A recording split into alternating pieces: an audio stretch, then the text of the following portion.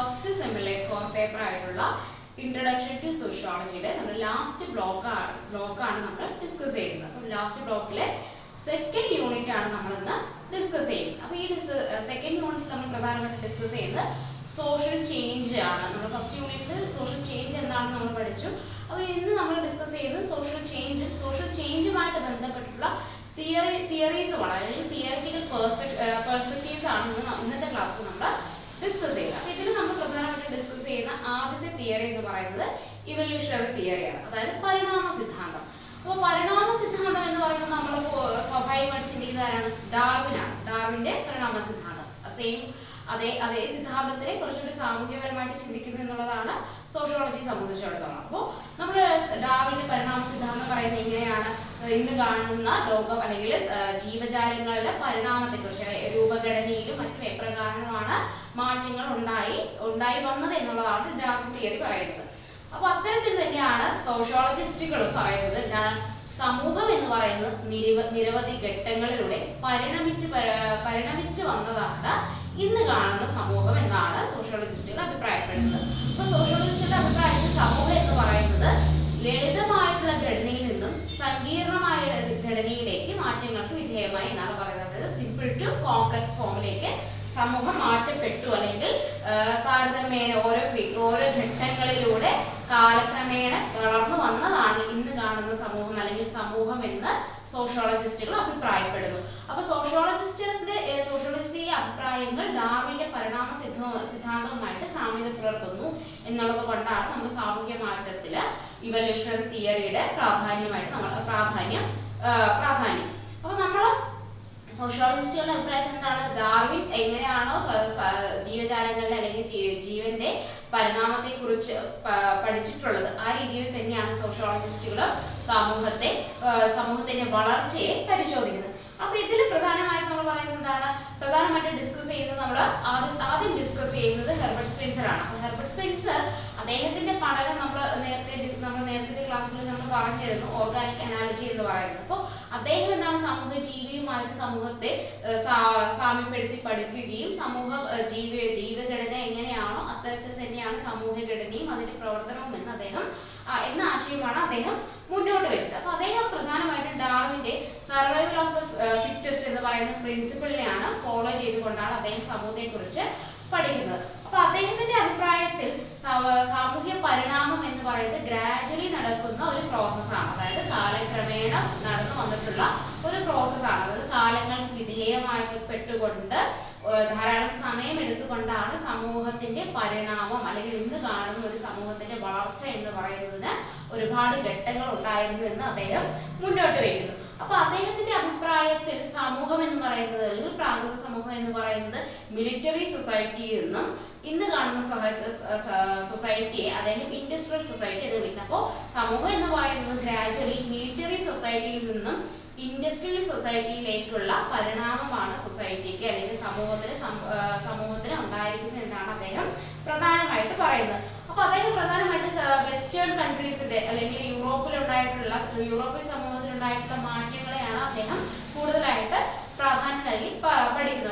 അതായത് ആദ്യകാല സമൂഹം, യൂറോപ്യൻ സമൂഹങ്ങൾ മിലിറ്ററി സമൂഹമായിരുന്നുവെന്നും അത് പിന്നീട് ആധുനികവൽക്കരിക്കപ്പെടുന്നതോടുകൂടി അത് ഇൻഡസ്ട്രിയൽ സൊസൈറ്റി എന്നതിലേക്ക് നാമകരണം ചെയ്യപ്പെട്ടുവെന്നും അദ്ദേഹം പറയുന്നു. അപ്പൊ അദ്ദേഹത്തിന്റെ ഈ കാഴ്ചപ്പാട്, അതായത് സമൂഹത്തിന്റെ പരിണാമത്തെ കുറിച്ചിട്ടുള്ള ഈ കാഴ്ചപ്പാട് സോഷ്യൽ ഡാർവിനിസം എന്നാണ് അറിയപ്പെടുന്നത്. അപ്പോൾ സോഷ്യൽ ഡാർവിനിസം എന്ന് പറയുന്ന തിയറി അല്ലെങ്കിൽ സോഷ്യൽ ഡാർവിനിസം എന്ന് പറയുന്ന കോൺസെപ്റ്റ് ഹെർബർട്ട് സ്പെൻസറുമായിട്ടാണ് നിലനിൽക്കുന്നത്.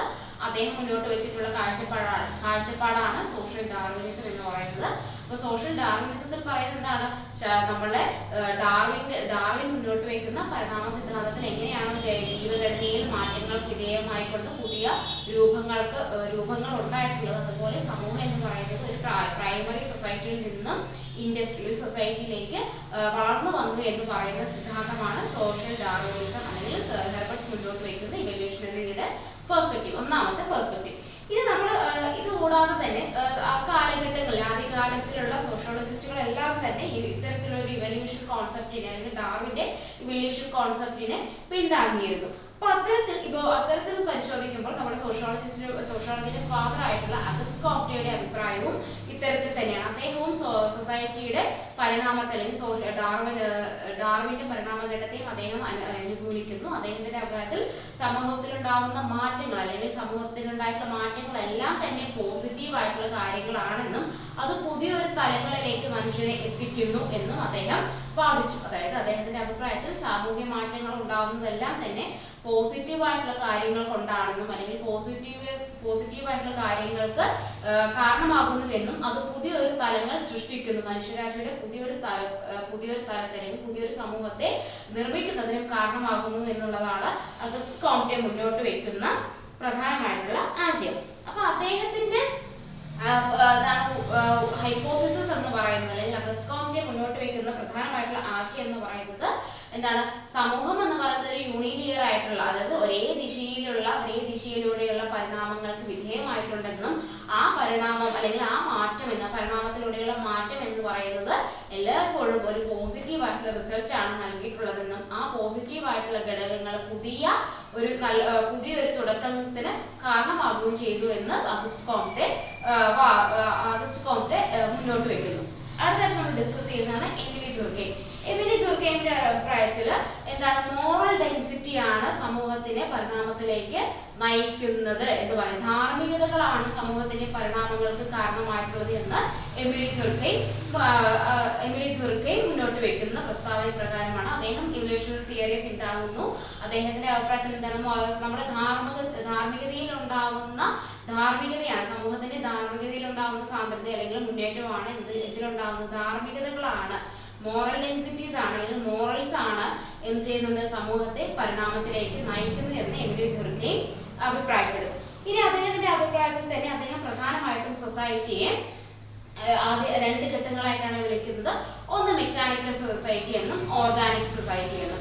അപ്പൊ ആദ്യ കാലഘട്ടത്തിലുള്ള പ്രിമിറ്റീവ് ആയിട്ടുള്ള സൊസൈറ്റി അദ്ദേഹം മെക്കാനിക്കൽ സൊസൈറ്റി എന്നും മോഡേൺ സൊസൈറ്റി അദ്ദേഹം ഓർഗാനിക് സൊസൈറ്റി എന്നുമാണ് അദ്ദേഹം വിളിക്കുന്നത്. അപ്പൊ അല്ലെങ്കിൽ ഓർഗാനിക് സൊസൈറ്റി അല്ലെങ്കിൽ ഓർഗാനിക് സോളിഡാരിറ്റി എന്നാണ് അദ്ദേഹം ഇൻഡസ്ട്രിയൽ സൊസൈറ്റി അല്ലെങ്കിൽ മോഡേൺ സൊസൈറ്റി അദ്ദേഹം ഓർഗാനിക് സോളിഡാരിറ്റി എന്നാണ് വിളിക്കുന്നത്. അപ്പൊ അദ്ദേഹത്തിന്റെ അഭിപ്രായത്തിൽ എമിലി ദുർക്കെയ്മിന്റെ അഭിപ്രായത്തിൽ രണ്ട് തരത്തിലുള്ള സൊസൈറ്റി നിലനിന്നിരുന്നു. അതായത് രണ്ട് തരത്തിലുള്ള സൊസൈറ്റിയിലല്ല, പരിണാമഘട്ടത്തിലുള്ള സൊസൈറ്റി അദ്ദേഹം മെക്കാനിക്കൽ സൊസൈറ്റി അഥവാ മെക്കാനിക്കൽ സോളിഡാരിറ്റി എന്നും പരിണാമത്തിന് ശേഷം അതായത് പരിണാമം സംഭവിച്ച് നിലനിൽക്കുന്ന സമൂഹത്തെ അദ്ദേഹം ഓർഗാനിക് സോളിഡാരിറ്റി എന്ന് പറയുന്നത്. അപ്പൊ ഈ രണ്ട് തരത്തിലുള്ള സമൂഹത്തെ നിലനിർത്തുന്ന ഘടകമാണ് മോറൽ അല്ലെങ്കിൽ മോറൽസ് എന്ന് അദ്ദേഹം വിശ്വസിക്കുന്നു. അപ്പൊ അദ്ദേഹം അഭിപ്രായപ്പെടുന്ന അല്ലെങ്കിൽ മോറൽസും അല്ലെങ്കിൽ ഈ രണ്ട് ഘട്ടങ്ങളിലേക്കും, അതായത് മെക്കാനിക്കൽ എന്ന് പറയുന്നത് നമ്മുടെ പ്രിമിറ്റീവ് സൊസൈറ്റിയാണ് അദ്ദേഹം മെക്കാനിക്കൽ സോളിഡാരിറ്റി അല്ലെങ്കിൽ സൊസൈറ്റി എന്നുകൊണ്ട് അർത്ഥമാക്കുന്നത്. അതിൽ നിന്ന് മെക്കാനിക്കൽ സോളിഡാരിറ്റിയിൽ നിന്ന് അല്ലെങ്കിൽ മെക്കാനിക്കൽ സൊസൈറ്റിയിൽ നിന്നും ശാസ്ത്ര സാങ്കേതികതയും മറ്റും എല്ലാ തരത്തിലുള്ള മാറ്റങ്ങൾക്ക് വിധേയമായിക്കൊണ്ട് നിലനിൽക്കുന്ന ആധുനിക സമൂഹത്തെ അദ്ദേഹം ഓർഗാനിക് സൊസൈറ്റി അഥവാ ഓർഗാനിക് സോളിഡാരിറ്റി എന്നും രണ്ടായി തരംതിരിച്ച് പഠിച്ചു. അപ്പോൾ അദ്ദേഹത്തിന്റെ പരിണാമ സിദ്ധാന്തം അല്ലെങ്കിൽ അദ്ദേഹം സാമൂഹ്യ മാറ്റത്തെ ഉൾക്കൊള്ളുന്നത് രണ്ട് ഘടനയിലാണ്. എന്താണ്? മെക്കാനിക്കൽ സോളിഡാരിറ്റിയിൽ നിന്നുമുള്ള മെക്കാനിക്കൽ സോളിഡാരിറ്റിയിൽ നിന്നും ഓർഗാനിക് സോളിഡാരിറ്റിയിലേക്കുള്ള മാറ്റം എന്ന രീതിയിലാണ് അദ്ദേഹം സൊസൈറ്റിയെ നോക്കിക്കാണുന്നത്.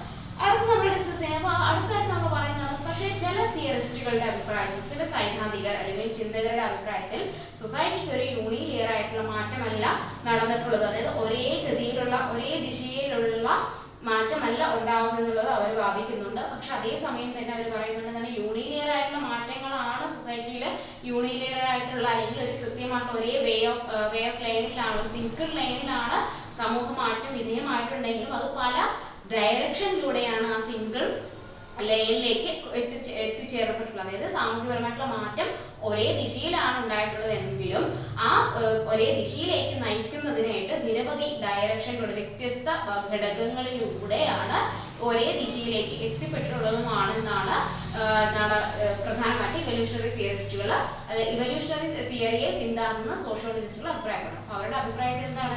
സമൂഹം എന്ന് പറയുന്നത് ഒരേ ദിശയിലുള്ള മാറ്റങ്ങൾക്കാണ്, അതിൽ കൃത്യമായ ഒരേ ലൈനിലാണ് മാറ്റങ്ങൾക്ക് വിധേയമായിട്ടുള്ളത്. എന്നാൽ ആ ഒരേ ലൈനിലുള്ള മാറ്റങ്ങൾക്ക് പല ഡയറക്ഷനിലുള്ള, അതായത് വ്യത്യസ്ത ഘടകങ്ങളിൽ നിന്നുള്ള കോൺട്രിബ്യൂഷൻസ് ഉണ്ടായിരുന്നുവെന്ന് ഇവല്യൂഷണറി സോഷ്യൽ സയന്റിസ്റ്റുകൾ വാദിക്കുന്നത്. ഇപ്പൊ ഇതാണ് ഇവല്യൂഷണറി തിയറിയുടെ പ്രധാനപ്പെട്ട ഘടകമായിട്ട് പറയുന്നത്. ഈ സൊസൈറ്റി എന്ന് പറയുന്നത് ഓൾവേസ് എന്ത് ചെയ്യുന്നുണ്ട്? പ്രോഗ്രസ്സിലേക്ക് മാറ്റപ്പെടുന്നുണ്ട്. പക്ഷെ അത് എപ്പോഴും എന്തിനല്ല, അല്ലെങ്കിൽ എന്താണ്, സൊസൈറ്റി എന്ന് പറയുന്നത് മാറ്റങ്ങൾക്ക് വിധേയമാകുന്നുണ്ട്. പക്ഷെ അത് എപ്പോഴും എന്താണ്? ഒരേ ദിശയിലല്ല, അല്ലെങ്കിൽ അത് കൃത്യമായിട്ട് ഒരേ ലൈനിലാണെന്ന് നമുക്ക് പറയാനായിട്ട് സാധിക്കില്ല എന്നൊരു നിഗമനത്തിലാണ് ഇവല്യൂഷണറി തിയറിസ്റ്റുകൾ എത്തുന്നത്. അതിന് നിരവധി ഡയറക്ഷൻസ് അല്ലെങ്കിൽ നിരവധി കോസസ് അല്ലെങ്കിൽ നിരവധി ഘടകങ്ങൾ എന്തിനുണ്ട്? നമ്മളുടെ യൂണിലിയർ ആയിട്ടുള്ള ഡെവലപ്മെന്റിന് സഹായിക്കുന്നുണ്ട് എന്നുള്ളതാണ് ഇവല്യൂഷണറി തിയറിയിൽ നമ്മൾ ഡിസ്കസ് ചെയ്തത്. രണ്ടാമതായിട്ട് നമ്മൾ ഡിസ്കസ് ചെയ്യുന്നത് ഡിഫ്യൂഷനിസ്റ്റ് തിയറിയാണ്. അത് നമ്മൾ ഓൾറെഡി പഠിച്ചു. എന്താണ് കൾച്ചറിനകത്ത് നമ്മൾ പഠിച്ചു എന്താണ് ഡിഫ്യൂഷൻ എന്നുള്ളത്. അപ്പോൾ ഡിഫ്യൂഷൻ എന്ന് പറയുന്നത് സ്പ്രെഡ് ആവുകയാണ്. ഒരു സംസ്കാരം മറ്റൊരു സംസ്കാരത്തിലേക്ക് സ്പ്രെഡ് ആവുന്നത്, ഒരു സംസ്കാരത്തിന്റെ എല്ലാ ഘടകങ്ങളും മറ്റൊരു സംസ്കാരത്തിൽ വരികയും കടന്നു വരികയും അവിടെ അതിന്റെ സ്വാധീനം ഉണ്ടാവുകയും ചെയ്യുന്നതിനെയാണ് ഡിഫ്യൂഷൻ കൊണ്ട് അർത്ഥം. ഡിഫ്യൂഷൻ കൾച്ചർ എന്നൊക്കെ നമ്മൾ ഉദ്ദേശിക്കുന്നത്. അപ്പോൾ ഡിഫ്യൂഷനിസ്റ്റ് തിയറി പറയുന്നതും ഇതേ അർത്ഥത്തിൽ തന്നെയാണ്. എന്താണ്? സമൂഹത്തിന്റെ ഇന്ററാക്ഷൻസ്, പരസ്പരം ഉണ്ടാകുന്ന കമ്മ്യൂണിക്കേഷൻ, അല്ലെങ്കിൽ സാമൂഹ്യപരമായിട്ടുള്ള ഇടപെടലുകളോട് കൂടി എന്ത് ചെയ്യുന്നുണ്ട്? സമൂഹത്തില് വ്യത്യസ്തമായിട്ടുള്ള സമൂഹങ്ങളുടെ, വ്യത്യസ്ത കാഴ്ചപ്പാടുള്ള സമൂഹത്തിന്റെ ആശയങ്ങളും ചിന്തകളും മൂല്യങ്ങളും ധാർമ്മികതകളും എല്ലാം എന്താണ്? പരസ്പരം കൈമാറ്റങ്ങൾക്ക് വിധേയമാകുന്നതോടുകൂടി സമൂഹം എന്ത് ചെയ്യുന്നുണ്ട്? ഗ്രാജുവലി മാറ്റങ്ങൾക്ക് വിധേയമായി എന്നുള്ളതാണ് ഡിഫ്യൂഷൻസ് തിയറി മുന്നോട്ട് വയ്ക്കുന്ന പ്രധാനമായിട്ടുള്ള ആശയം. ഇതിൽ നമ്മൾ പ്രധാനമായിട്ടും സോഷ്യൽ ചേഞ്ചിനെ കുറിച്ച് പറയുമ്പോൾ പ്രധാനമായിട്ടും കൾച്ചർ എന്ന് പറയുന്നത് ഒരു സൊസൈറ്റിയിൽ നിന്ന് മറ്റൊരു സൊസൈറ്റിയിലേക്ക് സ്പ്രെഡ് ആവുന്നുണ്ട്. അതായത് കൂടിച്ചേരുന്നുണ്ട്, അല്ലെങ്കിൽ പൂർണ്ണമായിട്ടും അതെന്താണ് മറ്റൊരു സമൂഹമായിട്ട് കലരുന്നതോടുകൂടി അവിടെ സാംസ്കാരികമായിട്ടുള്ള ഒരു സമ്മിശ്രമായിട്ടുള്ള ഒരു ഘടന എന്തിലുണ്ടാവുന്നു? സൊസൈറ്റിയിൽ ഉണ്ടാവുന്നു. അത് കൂടുതലായിട്ടും എന്ത് ചെയ്യുന്നുണ്ട്?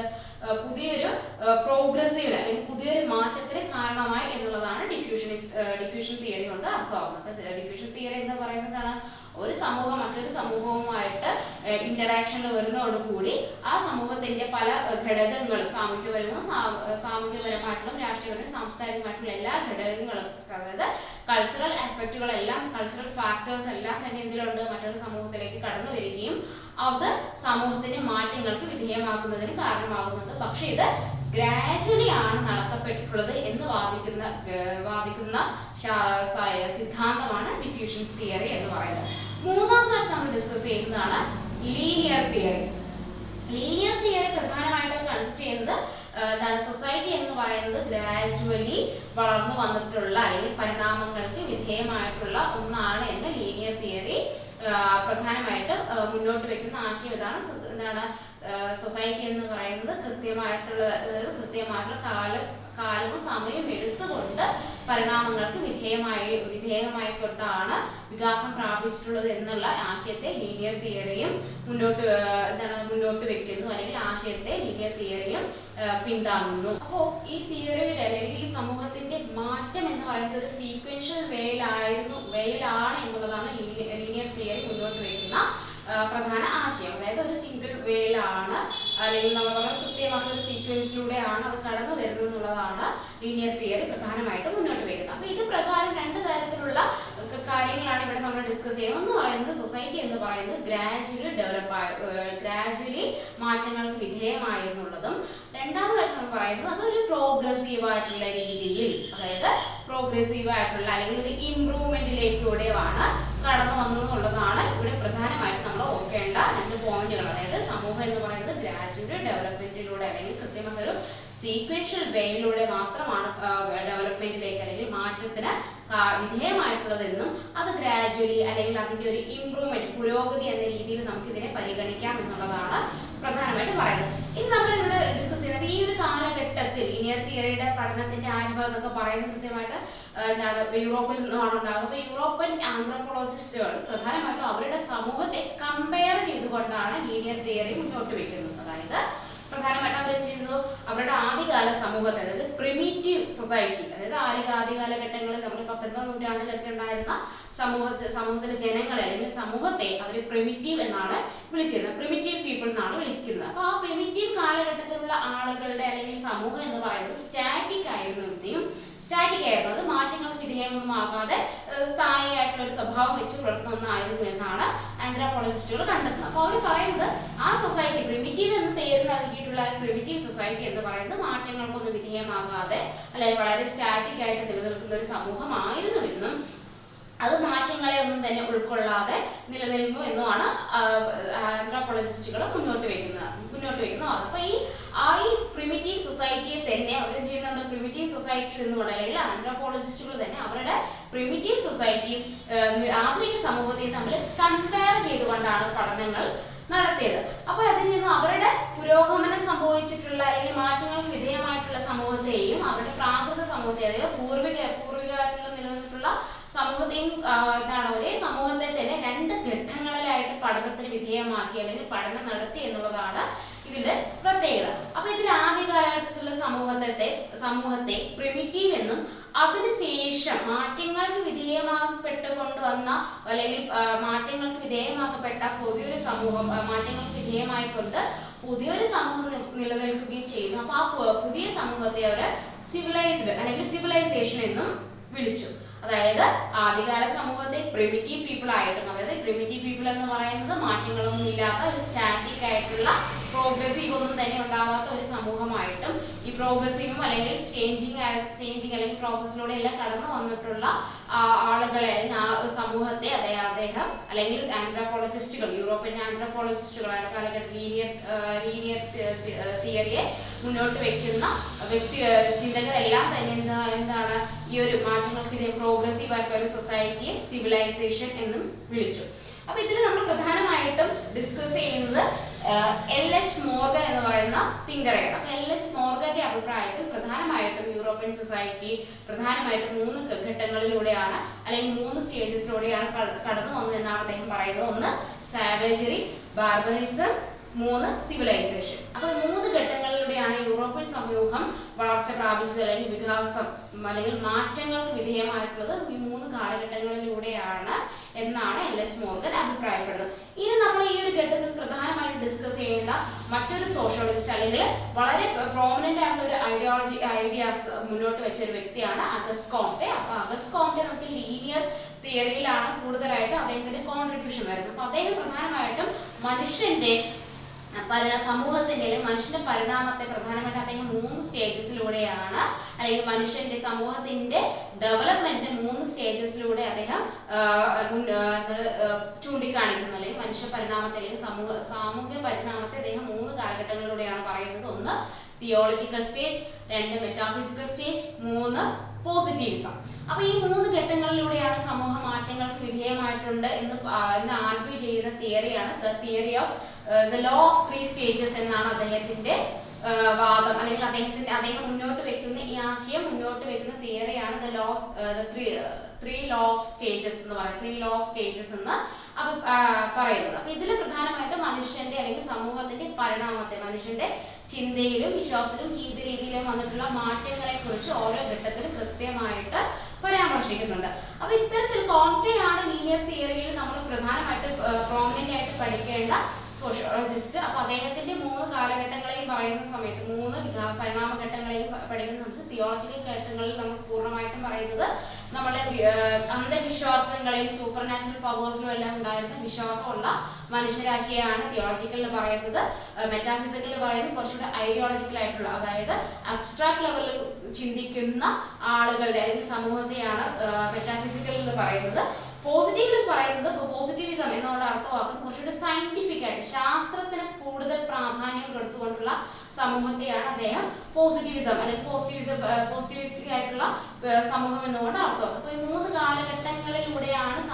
പരിണമിച്ചത് എന്നുള്ളതാണ് സോഷ്യോളജിയെ സംബന്ധിച്ചിടത്തോളം നമ്മൾ പ്രധാനമായിട്ട് എന്താണ് പ്രാധാന്യം നൽകേണ്ടത്. അപ്പോൾ ലീനിയർ തിയറിയിൽ പ്രധാനമായിട്ട് നമ്മൾ ഡിസ്കസ് ചെയ്യുന്നത് അഗസ്റ്റ് കോംപ്റ്റെയാണ്. അഗസ്റ്റ് കോംപ്റ്റെ മുന്നോട്ട് വയ്ക്കുന്ന ലോ ഓഫ് 3 സ്റ്റേജസ് എന്ന് പറയുന്ന കോൺസെപ്റ്റാണ്, തിയറിയാണ് നമ്മൾ ലീനിയർ തിയറിയിൽ സമൂഹത്തിൽ സോഷ്യൽ ചേഞ്ച് എന്നതിൻ്റെ അകത്ത് പ്രധാനമായിട്ടും പഠിക്കേണ്ടത്. ഇനി അടുത്ത് നമ്മൾ ഡിസ്കസ് ചെയ്യുന്നതാണ് സൈക്ലിക്കൽ തിയറി. സൈക്ലിക്കൽ തിയറിയിൽ പ്രധാനമായിട്ടും നമ്മൾ ഡിസ്കസ് ചെയ്യുന്ന 3 തിങ്കേഴ്സിനെയാണ്. അതിന് മുമ്പ് തന്നെ എന്താണ് സൈക്ലിക്കൽ തിയറി എന്നുകൊണ്ട് അർത്ഥമാക്കുന്നത് വെച്ചാൽ, അതായത് സൈക്ലിക്കൽ തിയറിയുടെ അഭിപ്രായത്തിൽ പ്രധാനമായിട്ടും പറയുന്നത് സമൂഹം എന്ന് പറയുന്നത് മാറ്റങ്ങൾക്ക് വിധേയമാണ്. എന്നാൽ ആ മാറ്റം ഉണ്ടാവുന്നത് എങ്ങനെയാണ്? ഒരു സൈക്ലിക്കൽ ഫോമിലാണ്. അതായത് എവിടെ നിന്ന് തുടങ്ങിയോ അതിൽ നിന്ന് തന്നെ എത്തിച്ചേരുന്നു, ആ എൻഡിങ് പ്രോസസ്സിൽ തന്നെ വീണ്ടും സ്റ്റാർട്ട് ചെയ്യുന്നു എന്ന രീതിയിലാണ് എന്ത് പറയുന്നത് സൈക്ലിക്കൽ തിയറി. അപ്പോൾ മനുഷ്യന്റെ അല്ലെങ്കിൽ സമൂഹത്തിന്റെ പരിണാമം എന്ന് പറയുന്നത് എവിടെ നിന്ന് ആരംഭിക്കുന്നു അതിൽ തന്നെ ചെന്ന് അവസാനം എത്തിച്ചേരുകയും ആ എൻഡിൽ നിന്ന് തന്നെ വീണ്ടും മാറ്റങ്ങൾ നടക്കുന്നു എന്നുള്ളതാണ്. അപ്പോൾ ഒരു ശൃംഖല എന്ന രീതിയിലാണ് എന്താണ് സൈക്ലിക്കൽ തിയറിയെ പറയുന്നത്. അപ്പോൾ സാമൂഹ്യപരമായിട്ടുള്ള മാറ്റം എന്ന് പറയുന്നത് കൃത്യമായിട്ട് എന്താണ് ഒരു ശൃംഖല പോലെ പരസ്പരം കണക്ട് ചെയ്ത് അവ നിലനിൽക്കുന്നു. അത് മറ്റൊന്നിനെ ആശ്രയിച്ച് അല്ലെങ്കിൽ എന്താണ് അത് ഒന്നിൽ നിന്ന് തുടങ്ങി ഒരു പോയിന്റിൽ നിന്ന് ആരംഭിക്കുകയും അതേ പോയിന്റിൽ തന്നെ എത്തിച്ചേർന്ന് അവസാനിപ്പിക്കുകയും ചെയ്യുന്നു എന്നുള്ള വാദമാണ് സൈക്ലിക്കൽ തിയറിയിൽ പ്രധാനമായിട്ട് മുന്നോട്ട് വയ്ക്കുന്നത്. അപ്പൊ ഇവിടെ കൃത്യമായിട്ട് പറയുന്നത് സൈക്ലിക്കൽ പ്രോസസ് ആണ് സാമൂഹ്യ മാറ്റം എന്ന് ഈ തിയറി മുന്നോട്ട് വയ്ക്കുന്നത്. അപ്പൊ ഇവിടെ പ്രധാനമായിട്ട് സൊസൈറ്റീസ് ആൻഡ് സിവിലൈസേഷൻ എന്ന് പറയുന്ന 2 കോൺസെപ്റ്റുകളിലൂടെയാണ് പ്രധാനമായിട്ടും എന്താണ് സൈക്ലിക്കൽ തിയറീസ് പറയുന്ന പ്രധാനപ്പെട്ട ആശയങ്ങൾ. ഇതിൽ പ്രധാനമായിട്ട് നമ്മൾ ഡിസ്കസ് ചെയ്യുന്നത് ഓസ്വാൾഡ് സ്പെൻഗ്ലർ, വിൽഫ്രെഡോ പെരേറ്റോ, ടോയ്ബി മുതലായ 3 തിയറിസ്റ്റുകളെയാണ് നമ്മൾ ഇതിൽ പ്രധാനമായിട്ട് ഡിസ്കസ് ചെയ്യുന്നത്. ഇവരെയാണ് നമ്മൾ ചാമ്പ്യൻസ് ഓഫ് സൈക്ലിക്കൽ തിയറി എന്ന് പറയുന്നത്. അതായത് ഈ 3 തിങ്കേഴ്സിനെയാണ് നമ്മൾ സൈക്ലിക്കൽ തിയറിയിൽ അല്ലെങ്കിൽ സൈക്ലിക്കൽ തിയറിയുടെ പ്രധാന വക്താക്കളായിട്ട് പരിഗണിക്കുന്നത്. ഈ 3 ചിന്തകരെയാണ്. അതിൽ സ്പെൻഗ്ലറിന്റെ തിയറിയാണ് ഡെസ്റ്റിനി ഓഫ് സിവിലൈസേഷൻസ് എന്ന് പറയുന്നത്. നമ്മൾ ഡെസ്റ്റിനി ഓഫ് സിവിലൈസേഷൻ എന്നതിൽ ഡിസ്കസ് ചെയ്യുന്നത് എന്താണ് പ്രധാനമായിട്ട് സ്പെൻഗ്ലർ മുന്നോട്ട് വയ്ക്കുന്ന ആശയം എന്താണെന്ന് വെച്ചാൽ, അദ്ദേഹം പറയുന്ന എല്ലാ സൊസൈറ്റിയുടെയും ഘട്ടം എന്ന് പറയുന്നത് മനുഷ്യന്റെ ജീവിത കാലഘട്ടം പോലെ തന്നെയാണ്. അത് ജനനം മുതൽ തുടങ്ങുന്ന ജീവിതം എങ്ങനെയാണ് പല ഘട്ടങ്ങളിലൂടെ കടന്നു പോകുന്നുണ്ട്.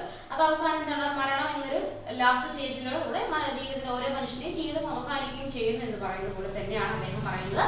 സെയിം ലൈഫ് സ്പാൻ, മനുഷ്യന്റെ ലൈഫ് സ്പാൻ എന്ന് പറയുന്നത് എങ്ങനെയാണോ ജീവിത കാലഘട്ടങ്ങൾ എങ്ങനെയാണോ അതുപോലെയാണ് ഒരു സൊസൈറ്റിയുടെയും ഘട്ടങ്ങൾ ഉണ്ടാവുന്നതെന്നും അത് ഓരോ സൊസൈറ്റിയും സ്വയം അതിന്റെ കാലം കഴിയുന്ന സമയത്ത് അത് നശിച്ചു പോവുകയുമെന്ന് അദ്ദേഹം അഭിപ്രായപ്പെടുന്നു. അപ്പൊ അദ്ദേഹത്തിന്റെ അഭിപ്രായത്തിൽ എന്താണ് പ്രിമിറ്റീവ് ആയിട്ടുള്ള ഒരു സൊസൈറ്റി അല്ലെങ്കിൽ എന്ത് ചെയ്യുന്ന ഒരു സൊസൈറ്റി എന്ന് പറയുന്നത് സിവിലൈസേഷനിലൂടെ എത്തുന്നു. സിവിലൈസേഷൻ ആണ് ഒരു സൊസൈറ്റിയുടെ ഒരു സാമൂഹ്യ മാറ്റത്തിന്റെ ഏറ്റവും അവസാന ഘട്ടം എന്ന് അദ്ദേഹം അഭിപ്രായപ്പെടുന്നു. അപ്പൊ ഈ സിവിലൈസേഷനിൽ എത്തുന്നതോടുകൂടി ഒരു സമൂഹം പൂർണ്ണമായിട്ട് നശിക്കുകയും അത് വീണ്ടും എന്ത് ചെയ്യുന്നുണ്ട്, വീണ്ടും അതിന്റെ തുടക്ക കാലഘട്ടം എങ്ങനെയാണോ അതായത് എന്താണോ അതേപോലെ ഒരു പ്രാകൃതത്തിലേക്ക് മടങ്ങി ചെല്ലുകയും അത് വീണ്ടും എന്താണ് സിവിലൈസേഷനിലേക്ക് എത്തി അത് വീണ്ടും നശിക്കുകയും ചെയ്യുന്നു. അത് സ്വമേധയാ ഒരു നാച്ചുറൽ ഡെത്ത് സമൂഹത്തിന് സംഭവിക്കും എന്നതാണ് സ്പെൻഗ്ലർ മുന്നോട്ട് വെക്കുന്നത്. അപ്പൊ അദ്ദേഹത്തിന്റെ അഭിപ്രായത്തിൽ സിവിലൈസേഷൻ എന്നുള്ളതാണ് ഒരു സമൂഹത്തിന്റെ ഏറ്റവും അവസാന കാലഘട്ടം എന്ന് പറയുന്നത്. അതായത്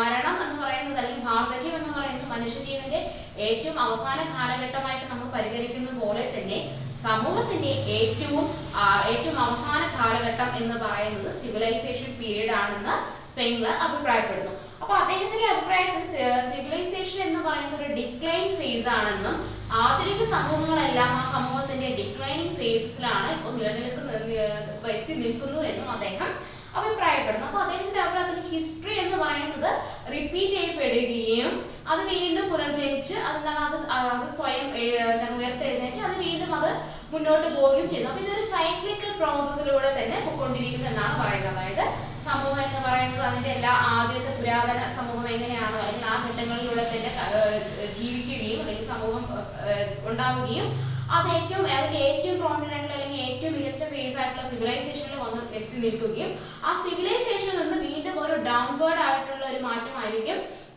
സമൂഹത്തിന് ഉണ്ടായിരിക്കും എന്നുള്ള അഭിപ്രായമാണ് സ്പെൻഗ്ലർ മുന്നോട്ട് വയ്ക്കുന്നത്. അപ്പൊ അദ്ദേഹം എങ്ങനെയാണ് സമൂഹത്തിന്റെ മാറ്റത്തെ പറയുന്നത്? മനുഷ്യ ജീവിതവുമായിട്ട് അല്ലെങ്കിൽ മനുഷ്യ ജീവിത കാലഘട്ടങ്ങളുമായിട്ടാണ് സമൂഹത്തെ താരതമ്യം ചെയ്യുന്നത്. അപ്പൊ അതിന് കൃത്യമായിട്ട് മനുഷ്യന്റെ മരണം എന്ന് പറയുന്നത് പോലെ തന്നെ സൊസൈറ്റിക്കും ഒരു നാച്ചുറൽ ഡെത്ത് ഉണ്ടായിരിക്കുമെന്നും ആ നാച്ചുറൽ ഡെത്ത് സംഭവിക്കുന്ന കാലഘട്ടമാണ് സിവിലൈസേഷൻ എന്നും സിവിലൈസേഷൻ എന്നത് ആധുനിക സമൂഹം ഇന്ന് എത്തി നിൽക്കുന്ന ഘട്ടമാണെന്നും അതുകൊണ്ട് തന്നെ ആധുനിക സമൂഹത്തിന്റെ ഡിക്ലൈനിങ് ഫേസ് അല്ലെങ്കിൽ ഡെത്ത് എന്ന് പറയുന്ന ഒരു ഫേസ് ആണ് സിവിലൈസേഷൻ എന്നും അദ്ദേഹം അഭിപ്രായപ്പെടുന്നു. ഇതാണ് അദ്ദേഹത്തിന്റെ ഡെസ്റ്റിനി ഓഫ് സിവിലൈസേഷൻ എന്ന തിയറി കൊണ്ട് അർത്ഥമാക്കുന്നത്. ഇനി അടുത്തത് രണ്ടാമത് നമ്മൾ ഡിസ്കസ് ചെയ്യുന്നതാണ് അർണോൾഡ് ജെ ടോയ്ബി. അപ്പൊ അദ്ദേഹത്തിന്റെ തിയറി അഭിപ്രായപ്പെടുന്നത് ചാലഞ്ചസ് ആൻഡ് റെസ്പോൺസസ് ആണ്. അപ്പൊ അദ്ദേഹം പൂർണ്ണമായിട്ടും പൂർണ്ണമായിട്ടും നമ്മൾ നേരത്തെ പറഞ്ഞിട്ടുള്ള സ്പെൻഗ്ലറിന്റെ വാദത്തെ അദ്ദേഹം അംഗീകരിക്കുന്നില്ല. അദ്ദേഹം പറയുന്നത് നമുക്ക് അക്സെപ്റ്റ് ചെയ്യാൻ പറ്റുന്ന ഒരു സിദ്ധാന്തമായിട്ട് നമുക്ക് പരിഗണിക്കാൻ കഴിയില്ല എന്നുള്ളതാണ് ടോയ്ബി മുന്നോട്ട് വെക്കുന്ന വാദം. അപ്പൊ ടോയ്ബിയുടെ അഭിപ്രായത്തിൽ ഒരു സമൂഹവും നശിക്കുന്നില്ല അല്ലെങ്കിൽ ഒരു ഡെത്ത് എന്ന് പറയുന്നതിലേക്ക് കടക്കുന്നില്ല. പകരം എന്ത് ചെയ്യുന്നുണ്ട്? അത് സർവൈവിംഗിലേക്ക് പോവുകയാണ് ചെയ്യുന്നത്. അതായത് ആളുകൾ എങ്ങനെയാണ് ഒരു സമൂഹം എന്ന് പറയുന്നത് അതിന് ചാലഞ്ചസ് ഉണ്ടാവുകയും അതിന് റെസ്പോണ്ട് ചെയ്ത് അതായത് സർവൈവ് ചെയ്യാനുള്ള ഘടകങ്ങൾ കണ്ടെത്തിക്കൊണ്ട് സമൂഹം ചെയ്യുന്നു മറ്റൊരു തലത്തിലേക്ക് അല്ലെങ്കിൽ മറ്റൊരു ഘട്ടത്തിലേക്ക് കടന്നു പോവുകയും ചെയ്യുന്നു എന്നാണ് ടോയ്ബി മുന്നോട്ട് വയ്ക്കുന്ന വാദം. അപ്പൊ ടോയ്ബിയുടെ തിയറി മുന്നോട്ട് വയ്ക്കുന്നത് എന്താണ്? സമൂഹത്തിന് ഡിക്ലൈൻ എന്ന് പറയുന്ന ഒരു ഫേസ് അതായത് മരണം എന്ന് പറയുന്ന ഒരു ഫേസിലേക്ക് കടക്കുന്നില്ല. പകരം എന്ത് ചെയ്യുന്നുണ്ട്? അത് നേരിട്ടുകൊണ്ടിരിക്കുന്ന ചാലഞ്ചസുകൾക്ക് റെസ്പോണ്ട് ചെയ്തുകൊണ്ട് അല്ലെങ്കിൽ അതിന്റെ സർവൈവിങ്ങിന് വേണ്ടിയിട്ടുള്ള ഘടകങ്ങൾ അത് സ്വയം കണ്ടെത്തിക്കൊണ്ട് എന്ത് ചെയ്യുന്നുണ്ട്? മറ്റൊരു ഘട്ടത്തിലേക്ക് മറ്റൊരു മാറ്റം ഉൾക്കൊണ്ടുകൊണ്ട് സമൂഹം എന്ത് ചെയ്യുന്നു? അടുത്ത ഫേസിലേക്ക് കടക്കുന്നു എന്നുള്ളതാണ് ടോയ്ബി മുന്നോട്ട് വെക്കുന്ന വാദം. അപ്പൊ അദ്ദേഹം പറയുന്നതാണ് മനുഷ്യൻ എങ്ങനെയാണ് ചാലഞ്ചസിനെല്ലാം നേരിട്ട് കൊണ്ട് സർവൈവ് ചെയ്യുന്നത് ജീവിതത്തിൽ, അതുപോലെ തന്നെയാണ് സമൂഹം എന്ത് ചെയ്യുന്നു? സമൂഹം നശിക്കുന്നില്ല. പകരം എന്ത് ചെയ്യുന്നു? സമൂഹത്തിൽ നിലനിൽക്കുന്ന ചാലഞ്ചസുകൾ അതിന്റെ വെല്ലുവിളികൾ ഏതൊക്കെയാണോ അതിനെ തിരിച്ചറിഞ്ഞ് അതിനെ റെസ്പോണ്ട് ചെയ്തുകൊണ്ട് നിലനിൽക്കുന്നു എന്നാണ് പറയുന്നത്. അപ്പൊ റെസ്പോണ്ട് ചെയ്യാൻ കഴിയാതെ പോകുന്ന സിവിലൈസേഷൻസ് അല്ലെങ്കിൽ റെസ്പോണ്ട് ചെയ്യാൻ കഴിയാതെ പോകുന്ന സമൂഹങ്ങളെല്ലാം എന്ത് ചെയ്യുന്നുണ്ട്? നശിക്കുകയും ചെയ്യുന്നു അല്ലെങ്കിൽ അത് മറ്റൊരു ഫേസിലേക്ക് കടന്നു പോകുന്നു എന്നാണ് അദ്ദേഹം പറയുന്നത്. അപ്പൊ അദ്ദേഹം പ്രധാനമായിട്ട് പറഞ്ഞത് സർവൈവിംഗ് എന്ന് പറയുന്ന ഒരു കോൺസെപ്റ്റിനെയാണ് ടോയ്ബി മുന്നോട്ട് വെക്കുന്നത്. അതേ സമൂഹം എന്ന് പറയുന്നത് ഒരു മരണത്തിന് കീഴടങ്ങുന്നില്ല അല്ലെങ്കിൽ നാശത്തിന് കീഴടങ്ങുന്നില്ല. പകരം എന്ത് ചെയ്യുന്നു? അത് സർവൈവ് ചെയ്ത് അല്ലെങ്കിൽ ആ ചാലഞ്ചസിനെ റെസ്പോണ്ട് ചെയ്യുന്ന സമൂഹമെല്ലാം എന്ത് ചെയ്യുന്നുണ്ട്? സർവൈവിംഗ് പീരീഡിലേക്ക് അല്ലെങ്കിൽ സർവൈവ് ചെയ്തുകൊണ്ട് മറ്റൊരു ഘട്ടത്തിലേക്ക് കടക്കുന്നു എന്നതാണ് ടോയ്ബി മുന്നോട്ട് വെക്കുന്ന വാദം. അടുത്ത് നമ്മൾ ഡിസ്കസ് ചെയ്യുന്നത് സർക്കുലേഷൻ ഓഫ് എലൈറ്റ്സ് അല്ലെങ്കിൽ സർക്കുലേഷൻ ഓഫ് എലൈറ്റ്സ് എന്ന് പറയുന്ന തിയറിയാണ്. അതായത് ഈ തിയറി മുന്നോട്ട് വെച്ചിരിക്കുന്നത് വിൽഫ്രെഡോ പരേറ്റോ ആണ്. അദ്ദേഹത്തിന്റെ അഭിപ്രായത്തിൽ എന്താണ്? അദ്ദേഹം നേരത്തെ നമ്മൾ ഡിസ്കസ് ചെയ്ത ടോയ്ബിയുടെ ഒരു കോൺസെപ്റ്റിനെ അല്ലെങ്കിൽ നേരത്തെ നമ്മൾ ഡിസ്കസ് ചെയ്ത സൈക്ലിക്കൽ തിയറീസിനെ അദ്ദേഹം പൂർണ്ണമായിട്ട് അംഗീകരിക്കുന്നില്ല. പക്ഷെ അദ്ദേഹം ചെയ്യുന്നുണ്ട്? സൊസൈറ്റിയുടെ ഡിക്ലൈൻ എന്ന് പറയുന്ന ഒരു ഫേസിനെ അദ്ദേഹം അംഗീകരിക്കുന്നു. അദ്ദേഹം പറയുന്നത് എന്താണ്? സൊസൈറ്റിയിൽ പ്രധാനമായിട്ടും മാറ്റങ്ങൾ നടക്കുന്നുണ്ട് അല്ലെങ്കിൽ സൊസൈറ്റിയുടെ നാശം എന്ന് പറയുന്ന ഒരു ഘടന അദ്ദേഹം അംഗീകരിക്കുന്നുണ്ട്. പക്ഷെ എന്താണ്? സൊസൈറ്റിയെ പൂർണ്ണമായിട്ട് അല്ലെങ്കിൽ നമ്മൾ ഈ സൈക്ലിക്കൽ തിയറിയുടെ പൂർണ്ണമായിട്ട് മറ്റ് സൈക്ലിക്കൽ തിയറീസ് മുന്നോട്ട് വെക്കുന്ന വാദങ്ങളെ പൂർണ്ണമായിട്ട് അദ്ദേഹം അംഗീകരിക്കുന്നില്ല. എന്നാൽ അദ്ദേഹം പ്രധാനമായിട്ട് സൊസൈറ്റിയിൽ പ്രധാനമായിട്ടും ഒരു മാറ്റം അല്ലെങ്കിൽ അതിനൊരു പീരീഡ് എന്ന് പറയുന്നത് ഉണ്ടായിരിക്കും. ആ പീരീഡ് എന്ന് പറയുന്നത് വ്യത്യസ്ത കാലഘട്ടങ്ങളിലൂടെ സൊസൈറ്റി മാറ്റങ്ങൾക്ക് വിധേയമാകുന്നുണ്ടെന്നും അദ്ദേഹം പറയുന്നു. അപ്പൊ അദ്ദേഹം പ്രധാനമായിട്ടും പറയുന്നത് സൊസൈറ്റി വ്യത്യസ്ത ഘട്ടങ്ങളിലൂടെ കടന്നു പോകുന്നുണ്ടെന്നും അത് പുതിയവയെ ഉരുത്തിരിയുന്നതിന് കാരണമാകും ചെയ്യുന്നത്. എന്നാൽ സൊസൈറ്റിയുടെ അതേസമയം തന്നെ അദ്ദേഹം സൈക്ലിക്കൽ തിയറിയിൽ പറയുന്ന പോലെയുള്ള അല്ലെങ്കിൽ നേരത്തെ നമ്മൾ ഡിസ്കസ് ചെയ്തിട്ടുള്ളതിൽ പറയുന്ന പോലെ സൊസൈറ്റിക്ക് ഒരു ഡിക്ലൈനിങ് എന്ന് പറയുന്ന ഒരു ഫേസ് ഉണ്ടാവും എന്നുള്ളത് അദ്ദേഹം അംഗീകരിക്കുന്നുണ്ട്. അപ്പൊ അദ്ദേഹത്തിന്റെ അഭിപ്രായത്തിൽ പ്രധാനമായിട്ട് സൊസൈറ്റിയെ അദ്ദേഹം കുറച്ചുകൂടെ എക്കണോമിക്സുമായിട്ട് അല്ലെങ്കിൽ സാമ്പത്തികവുമായിട്ടാണ് കണക്ട് ചെയ്തുകൊണ്ടാണ് പഠിക്കുന്നത് അല്ലെങ്കിൽ സാമ്പത്തികപരമായിട്ടുള്ള ഒരു ഘടനയുമായിട്ട് താരതമ്യം ചെയ്തുകൊണ്ടാണ് അദ്ദേഹം പഠിക്കുന്നത്.